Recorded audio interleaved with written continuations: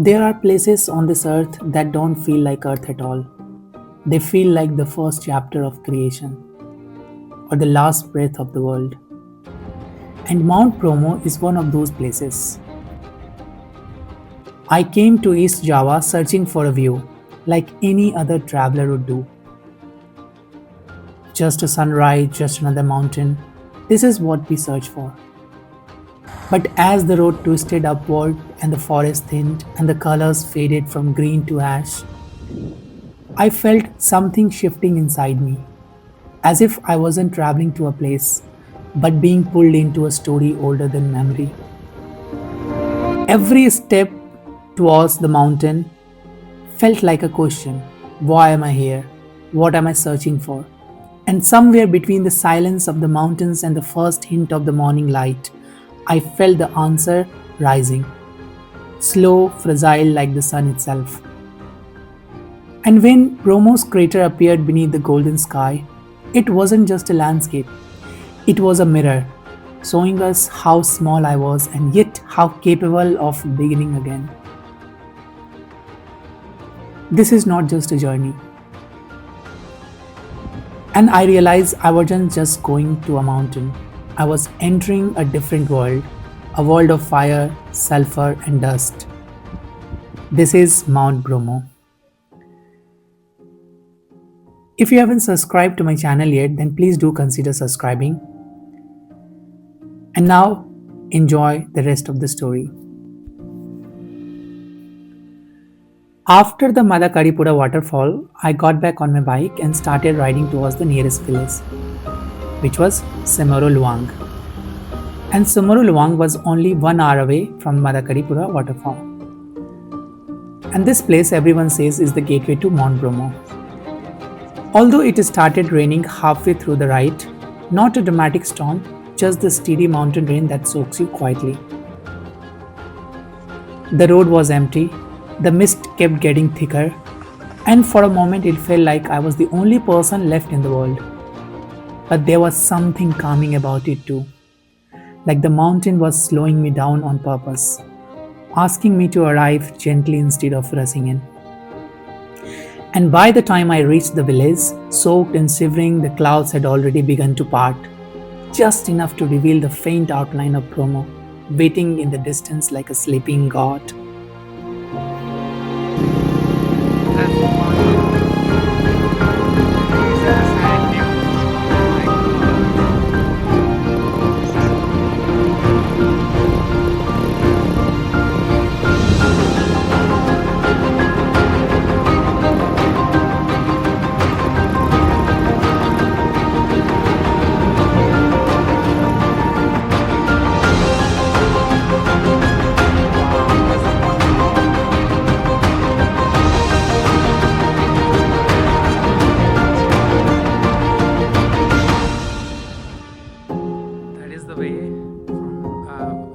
यहाँ से हम लोग आए हैं अभी,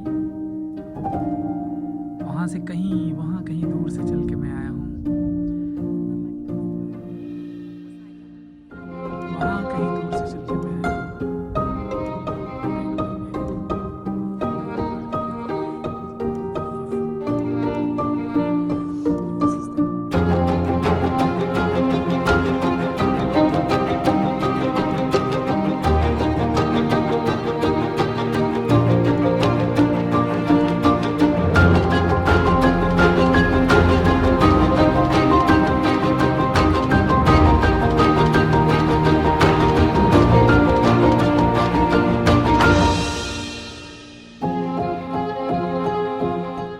And if you feel tired, then you can always, like do the horse riding.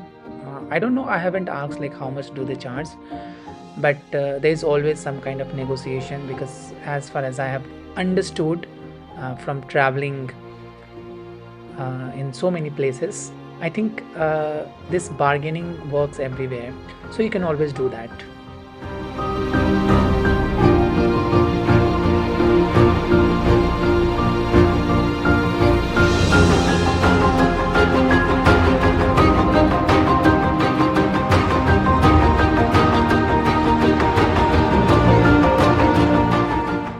These narrow pathways weren't really made by people. They were carved long ago when the volcano erupted and the lava flowed across the ground, shaping everything in its own wild way. As I walk here, I can almost imagine how hot and chaotic this place must have been. And going down this trail feels strange, almost like I'm stepping into another world. For a moment, it even feels like I'm descending into something dark and ancient, a place that once tasted fire. But then I think, maybe it's not a path to hell at all.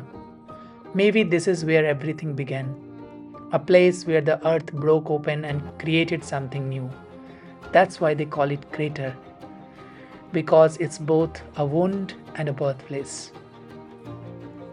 Walking here, you feel small, but you always feel part of something much bigger.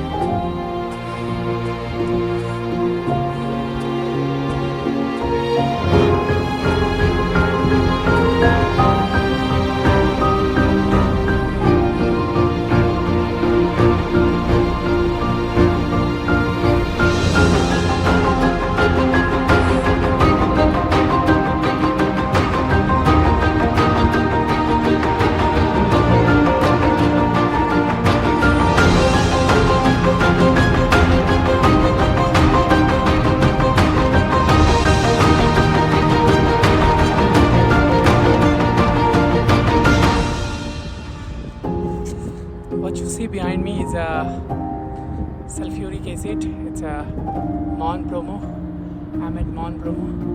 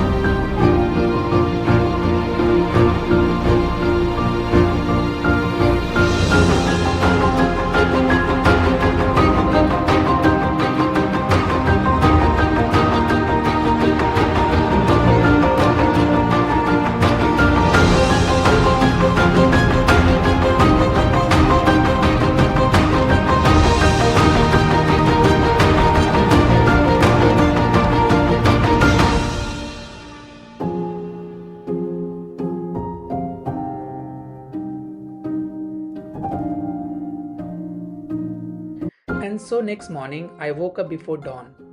A Chinese traveler at my homestay asked if he could ride with me to the sunrise viewpoint.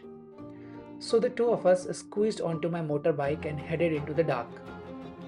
The fog was so thick I could barely see a few meters ahead, and the road felt like a long blind guess.